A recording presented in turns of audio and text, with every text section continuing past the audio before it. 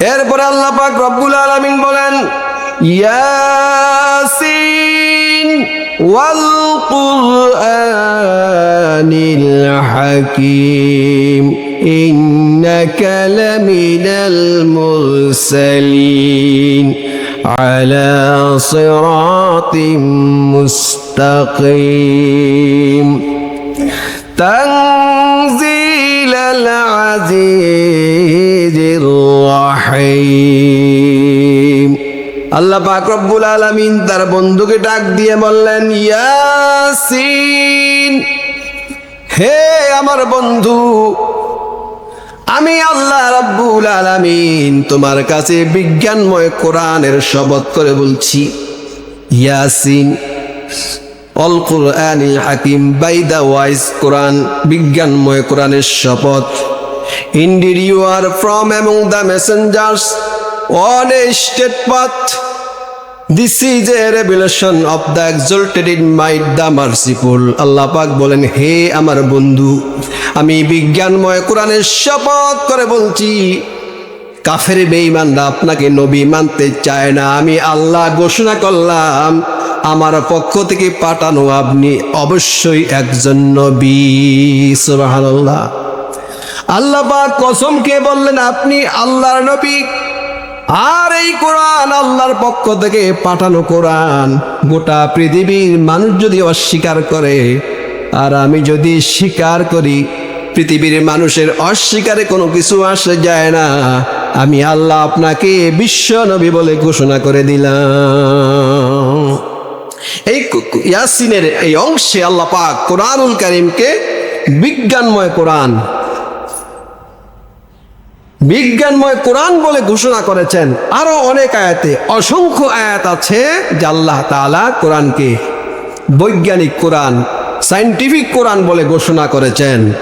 আমরা যদিও কোরআন নিয়ে এত হীনমন্যতা আমাদের মাঝে, যারা কোরআন পড়ে এদেরকে আর স্মার্ট মনে করা হয়, কিন্তু জ্ঞানী জগৎ, এলমের জগতে কোরআন অধ্যয়নকারীকে সবচেয়ে বড় জ্ঞানী মনে করা হয়। আপনি বিজ্ঞানীদের আপনি পড়েন, থিওরিগুলা পড়ে দেখেন। বিজ্ঞানী আইনস্টাইন সবচাইতে বিস্ময়কর আবিষ্কার আপেক্ষিক সূত্র। এই সূত্র তালাশ করে দেখেন, আল্লাহ পাক রব্বুল আলামিন বিজ্ঞানী আইনস্টাইনের এই আপেক্ষিক সূত্রের ঘোষণা করেছেন আজ থেকে ১৫০০ বছর আগে। সুবহানাল্লাহ। এক একটা বিষয় নিয়ে আলোচনা করতে আলাদা পার্ট লাগবে, সময় লাগবে। বিজ্ঞানী নিউটন গতিসূত্র আবিষ্কার করেছে, মাধ্যাকর্ষণ শক্তি আবিষ্কার করেছে আল্লাহ পাক রব্বুল আলামিন। ১৫০০ বছর পূর্বে যেই কথাগুলো কোরআনে বলেছেন, ওই কথাগুলো ২০ শতাব্দীতে সে আইনস্টাইন, নিউটন সহ বিজ্ঞানীরা আবিষ্কার করেছে। যেই কথাগুলো মাত্র আবিষ্কার হলো, ওই কথাগুলো শ্রেষ্ঠ নাকি যেই কথাগুলো ১৫০০ বছর পূর্বে আল্লাহ পাক ঘোষণা করেছেন ওই কালাম শ্রেষ্ঠ? কোনটা শ্রেষ্ঠ? গত জুমা বলেছিলাম, যখন কোনো মাইক্রোস্কোপ ছিল না, টেলিস্কোপ ছিল না, জ্বর মাপার থার্মোমিটারও ছিল না, কিছুই ছিল না, তখন যদি এমন নির্ভরযোগ্য বিজ্ঞানের তথ্য সম্প্রসারণ করা হয়, সম্প্রচার করা হয়, তাহলে সেই কোরআনটা যে গ্রহণযোগ্য, নির্ভুল, এটাই তার প্রমাণ। বিজ্ঞানীরা একটা জিনিস আবিষ্কার করলে আজকে এক কথা বলে, কালকে বলে না আগেরটা ঠিক নাই, আজকে যেটা বললাম সেটাই ঠিক, কালকে আবার বলে না পিছনেরটা ভুল ছিল, আজকে এটা বললাম এটাই ঠিক। থিওরি চেঞ্জ হয়, এক বিজ্ঞানী একরকম বলে, আরেকজন আরেকটা বলে, কিন্তু আল্লাহ রাব্বুল আলামিন ১৫০০ বছর পূর্বে যা বলেছেন, আল্লাহ পাক বলেছেন ১৫০০ বছর পূর্বেও ঠিক, এখনো ঠিক, কিয়ামত পর্যন্ত তা কোনো পরিবর্তন হবে না। এটাই হচ্ছে মহাবিশ্বয় মহাগ্রন্থ আল কোরআন। এটা আমাদের সম্পদ, আমরা মুসলিম জাতির সম্পদ, আপনাদের সম্পদ। আপনারা গরিব নন, হীনমন্যতার কোনো কারণ নাই। কোরআন পড়তে হবে, পড়তেই বলেছেন। টমাস কার্লাইল বলেছেন, উনি মুসলমান নন। টমাস কার্লাইল বলেছেন, man do and must read to that as to nothing else, all else is win in comparison. মানুষ কোরআন পড়ছে, পড়তেই হবে। কে বলেছে? টমাস কার্লাইল, ঐতিহাসিক ঊনবিংশ শতাব্দীর শ্রেষ্ঠ লেখক টমাস কার্লাইল। উনি বলেছে মানুষ পড়ছে, মানুষকে পড়তেই হবে, কারণ গোটা পৃথিবীর যত বই পুস্তক আছে সমস্ত বই পুস্তক আল কোরআনুল কারীমের কাছে একটা ফুৎকারের মতো। সুবহানাল্লাহ। কোরআনের ফুয়ে সব উড়ে যাবে। টমাস কার্লাইল বলেছেন, উনি আমাদের মুসলমান নাম। উনি কোরআনের সামনে মাথা ঝুঁকিয়ে দিয়েছেন, আনুগত্য করেছেন, কোরআনকে রেসপেক্ট করেছেন, সম্মান করেছেন। এরকম অসংখ্য বিজ্ঞানীদের কথা, সায়েন্টিস্ট, গবেষক, দার্শনিক লেখা, তাদের কথা রয়েছে। প্রত্যেকের এক একটা বুলি করে আনলেও একটা বই হয়ে যাবে। এভাবে তারা কোরআনুল কারীমকে মূল্যায়ন করেছেন। আমার ভাইয়েরা, বিজ্ঞানী নীল আর্মস্ট্রং যখন চাঁদে পৌঁছলেন, চাঁদে পৌঁছে দেখলেন চাঁদের গায়ে একটা দাগ আছে, একটা ফাটা দাগ আছে। উনি মুসলমান নন। উনি দুনিয়া আসলেন, এসে দেখলেন দেখি মুসলমানদের ধর্মীয় গ্রন্থের কোনো তত্ত্ব পাওয়া যায় কিনা। তত্ত্ব খুঁজতে খুঁজতে দেখলেন সূরা কমরের মধ্যে আল্লাহ পাক বলেছেন, ইকতারাবাতিস সাআতু ওয়া শাক্কাল কমর। কিয়ামত সন্নিকটে, আর চাঁদ, শাক্কাল কমর, চাঁদ ফেটে গেছে। কোরআন তত্ত্ব দিয়েছে ১,৫০০ বছর পূর্বে। নীল আর্মস্ট্রং যখন দেখলেন কোরআনুল কারীমের এই ১,৫০০ বছরের পূর্বের কথা আর বিংশ শতাব্দীর তথ্য আমার চোখে দেখা তথ্য মিলে গেছে, উনি বুঝতে পারলেন কোরআনুল কারীম যে নির্ভুল, আর বুঝতে বাকি নাই। উনি মুসলমান হয়ে গেলেন। লা ইলাহা ইল্লাল্লাহু মুহাম্মাদুর রাসূলুল্লাহ। নীল আর্মস্ট্রং মুসলমান হয়ে গেলেন।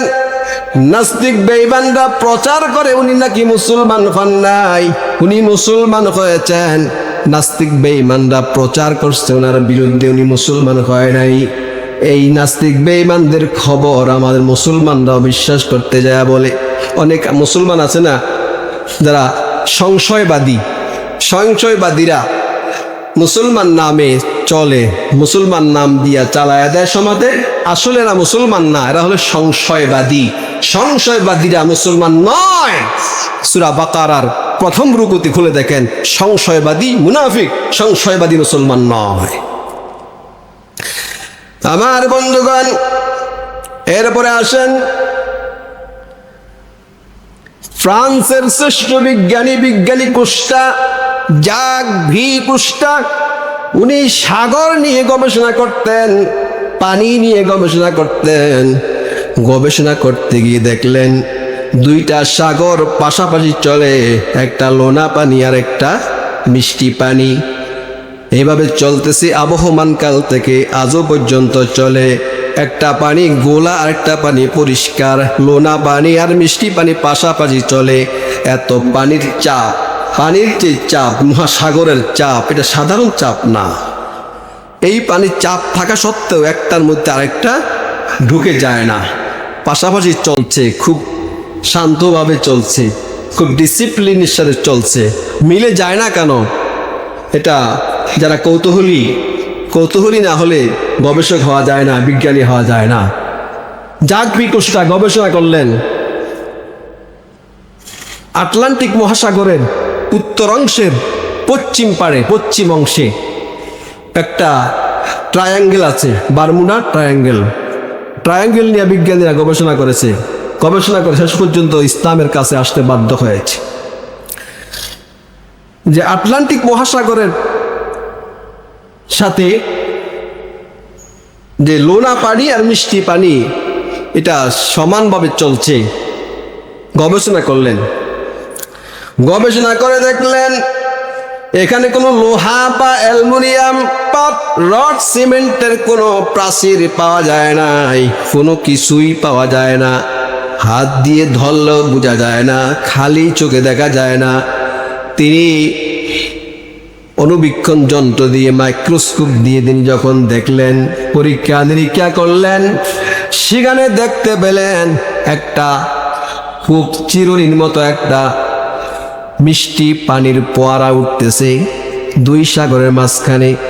ওই ফোয়ারাটা একটা প্রাচীরের মতো কাজ করে। প্রাচীরের মতো কাজ করতে গিয়া মিষ্টি পানি আর লোনা পানির মাঝখানে একটা দেওয়ালের মতো বাধা সৃষ্টি করে, যার কারণে একটার পানি আরেকটার সঙ্গে মিলে না। তিনি এটা গবেষণা করে গোটা পৃথিবীর মধ্যে তোলপাড় সৃষ্টি করে দিলেন। বিজ্ঞানী জগতে হইচই পড়ে গেল। একজন মুসলিম বিজ্ঞানী তার সঙ্গে দেখা করলেন, দেখা করে বললেন, হে বিজ্ঞানী, আপনি যেটা এই আধুনিক যুগে আবিষ্কার করেছেন, ওই কথা তো আল্লাহ রাব্বুল আলামিন কোরআনুল হাকিমের সূরা আল ফুরকানের মধ্যে 53 নম্বর আয়াতে আল্লাহ পাক ঘোষণা করে দিয়েছেন 1500 বছর পূর্বে। ওই কি ঘোষণা করেছেন? তিনি অবাক হয়ে গেলেন। কৌতূহলী বশত হয়ে তিনি আবেগ আপ্লুত হয়ে জিজ্ঞাসা করলেন, সেটা কি? তখন মুসলিম বিজ্ঞানী বললেন, সেটা হলো হুয়াল্লাযী মারাজাল বাহরাইনি হাযা আযবুন ফুরাতুন ওয়া হাযা মিনহুন উজাজ وجعل بينهما برزخا وحجرا محجورا। সেই কথা হলো এই আল্লাহ পাক রব্বুল আলামিন বলেন, তিনি করেন সেই রব, সৃষ্টিকর্তা, পালনকর্তা, যিনি দুইটা সাগরকে পাশাপাশি প্রবাহিত করেছেন। একটা হলো হাযা মিলহুন উজাজ, একটা হলো লবণাক্ত পানি, ওয়া হাযা আযবুন ফুরাত, আরেকটা হলো মিষ্ট পানি, সুমিষ্ট, যা তৃষ্ণা নিবারণ করে। وجعل بينهما برزخا وحجرا محجورا। আর আল্লাহ পাক রব্বুল আলামিন দুই সাগরের মাঝখান দিয়ে একটা দুর্ভেদ্য প্রাচীর নির্মাণ করে দিয়েছেন, যেই প্রাচীরের কারণে একটার পানি আরেকটার সঙ্গে মিশে যায় না। সুবহানাল্লাহ, সুবহানাল্লাহ বললেন না? কি প্রাচীর? সেটা দেখা যায় না, ধরাও যায় না, ছোঁয়া যায় না, খালি চোখ অনুমান করা যায় না, খালি চোখে দেখা যায় না। দুর্ভেদ্য প্রাচীর, যাকে ভেদ করা যায় না, গুলি মারলেও ভেদ করা যায় না, দুর্ভেদ্য প্রাচীর। এই জিনিসটা 1500 বছর পূর্বে কোরআন এই তথ্য সরবরাহ করেছে।